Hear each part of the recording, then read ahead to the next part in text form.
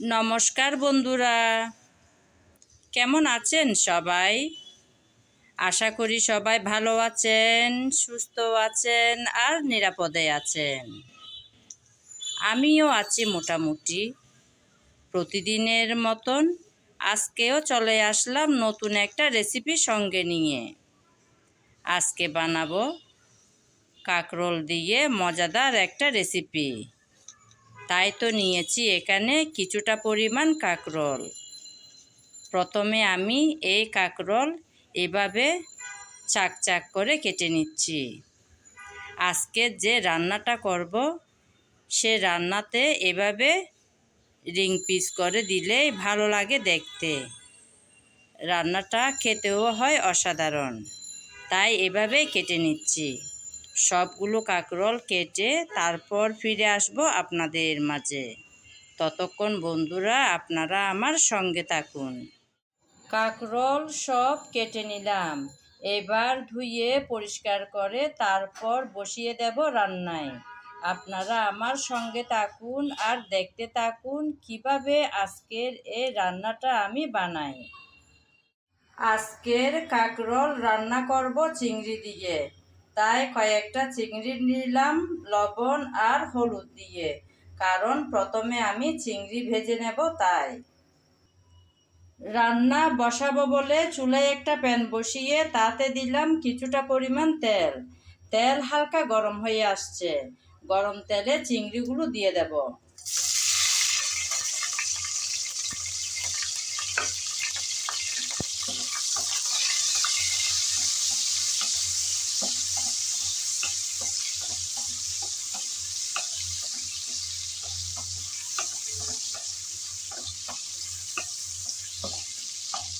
চিংড়িগুলো দিয়ে নেড়ে চেড়ে হালকা করে ভেজে নিতে হবে।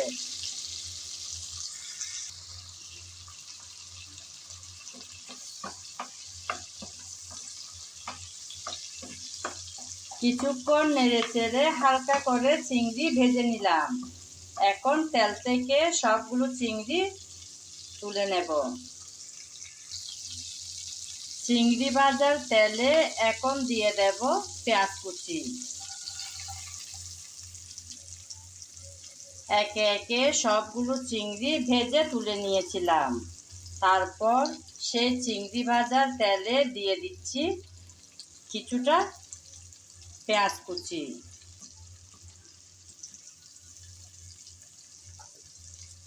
পেঁয়াজ কুচি দিয়ে নেড়ে ছেড়ে ভেজে নিতে হবে হালকা করে।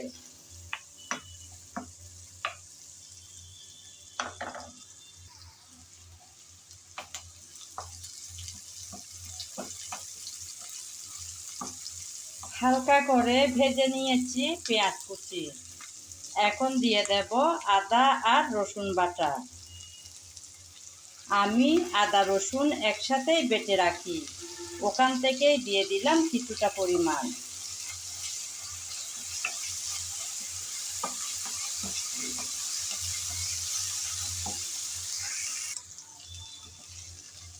আদা আর রসুন বাটা দিয়ে পেঁয়াজের সাথে নেড়ে চেড়ে ভেজে নিলাম, যেন আদা রসুনের কাঁচা গন্ধ চলে যায়। এখন দিয়ে দেব মশলা। দিয়ে দিলাম হলুদ, তারপর মরিচ। ঝালটা আপনারা আপনাদের পছন্দ মতন দেবেন। আমিও দিয়ে দিলাম আমার পরিমাণ মতন। তারপর জিরা ধনিয়া পাউডার। এবার দেব স্বাদ মতন লবণ। সব একসাথে মশলা দেওয়ার পর তেলের মধ্যে একটু নেড়েচেড়ে মিশিয়ে নেব। এই মিশানোর কাজটা কিন্তু সাবধানে করতে হবে। পানি ছাড়া কিন্তু শুকনো মশলা এভাবে কষানো যায় না, একদম পুড়ে কালো হয়ে যাবে। তাই এই সময় চুলার আগুনটা একদম ছোট রাখতে হবে। আমি নেড়েচেড়ে একটু মিশিয়ে নিয়েছি। এখন দেব কিছুটা পানি, যেন মশলা পুড়ে না যায়। কিছুটা পানি দিয়ে নেড়েচেড়ে ভালোভাবে মশলা কষিয়ে নিতে হবে। আমি কিন্তু আমার রেসিপি ভিডিওতে সব সময় একটা কথা বলে থাকি, অর্থাৎ রান্নার ভালো স্বাদ আসে ভালোভাবে কষানোর উপর। যেমন সুন্দর কালার, সুন্দর ঘ্রাণ, ভালো স্বাদ, তিনোটাই কিন্তু আসে ভালোভাবে কষিয়ে নেওয়ার পর। তাই এই কষানোর কাজটা খুব যত্ন সহকারে করে নিতে হবে। মাথায় রাখতে হবে যেন মশলা পুড়ে না যায়। মশলা পুড়ে গেলে কিন্তু তরকারির পোড়া স্মেলের কারণে ভালো লাগবে না আর খেতে। এখন অপেক্ষা করব যেন ভালোভাবে মশলা কষিয়ে আসে।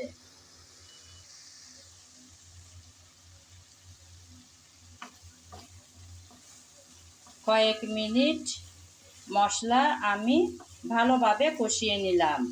দেখুন বন্ধুরা, মশলা থেকে কিন্তু তেল একদম আলাদা হয়ে আসছে। এভাবে মশলা থেকে তেল ছেড়ে দিলে বুঝে নিতে হবে মশলা ভালোভাবে কষানো হয়ে গেল। নেড়ে চেড়ে একটু ভালোভাবে কষিয়ে নিলাম। এখন দিয়ে দেব টমেটো। আমি একটা বড় সাইজের টমেটোকে একদম ছোট ছোট টুকরা করে কেটে নিয়েছি। সে টমেটো দিয়ে দিলাম। আবারও সময় ধরে নেড়ে চেড়ে ভালোভাবে একটু কষিয়ে নেব, যেন মশলা আর টমেটো দুটোটাই ভালোভাবে কষিয়ে আসে।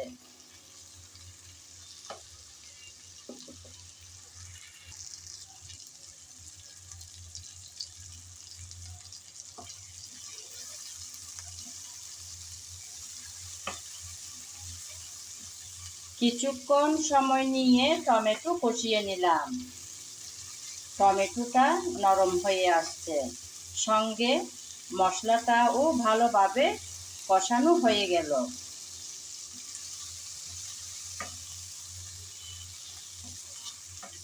আমি নেড়ে চেড়ে ভালোভাবে আরেকটু কষিয়ে নিলাম আর হাতা দিয়ে এভাবে টমেটো একটু ভাঙা ভাঙা করে দিচ্ছি।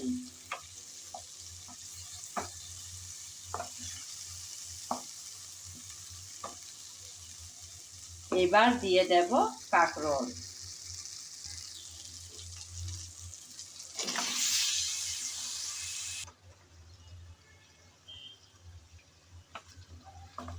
দিয়ে দিলাম কাঁকরোল।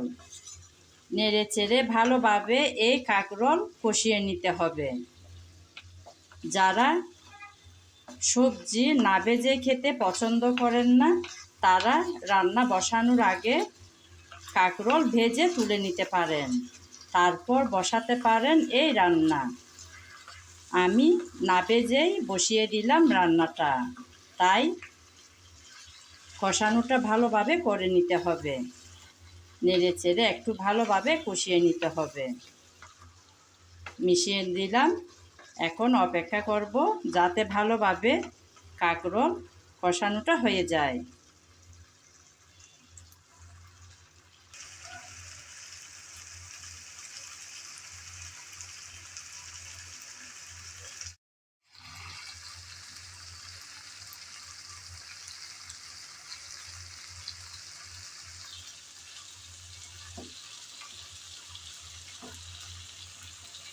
কিছুক্ষণ সময় নিয়ে কাঁকরোল ভালোভাবে নেড়েচেড়ে কষিয়ে নিলাম। অবশ্যই নেড়েচেড়ে কষিয়ে নিতে হবে, কেননা এখনো অবধি পানি দেওয়া হয়নি, তাই নিচে লেগে যাওয়ার সম্ভাবনা থাকতে পারে। ভালোভাবে কষিয়ে নেওয়া হয়ে গেল। এখন দিয়ে দেব ভেজে রাখা চিংড়ি।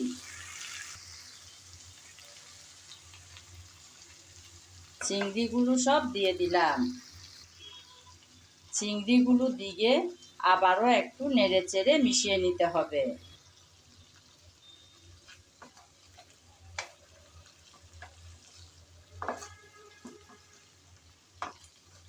চিংড়িগুলো দিয়ে নেড়েচেড়ে মিশিয়ে নিলাম। এখন দিয়ে দেব কিছুটা পরিমাণ পানি, যেন এই কাঁকরোল ভালোভাবে সিদ্ধ হয়ে আসে। খুব বেশি ঝোল হবে না, তবে গায়ে গায়ে একটু ঝোল থাকবে, সেভাবেই দিলাম আমি পানিটুকু। আপনারাও আপনাদের প্রয়োজন মতন পানিটা ব্যবহার করবেন। পানি দিয়ে নেড়েচেড়ে আবারও একটু মিশিয়ে নিলাম।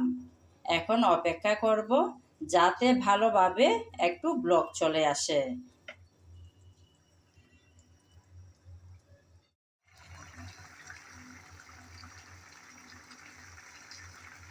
ব্লক চলে আসার পর কিছুক্ষণ ফুটিয়ে নিলাম। এখন আসলাম একটু নেড়েচেড়ে মিশিয়ে নেব বলে। নেড়েচেড়ে মিশিয়ে নিয়ে তারপর দিয়ে দিচ্ছি কয়েকটা কাঁচামরিচ। ঝালটা আপনারা আপনাদের পছন্দ মতন দেবেন। আমি কাঁচামরিচ একদম 2 টুকরা করে কাটিনি, সামান্য একটু চিড়ে দিলাম। হালকা ঝাল বের হবে আর সুঘ্রাণ হবে সেজন্য। তারপর দিচ্ছি কিছুটা ধনেপাতা কুচি করে রেখেছি সেগুলো। ধনেপাতা আর কাঁচামরিচ দিয়ে আবারও ঢেকে কিছুক্ষণ রান্না করে নেব। ফিরে আসবো কিছুক্ষণ পর।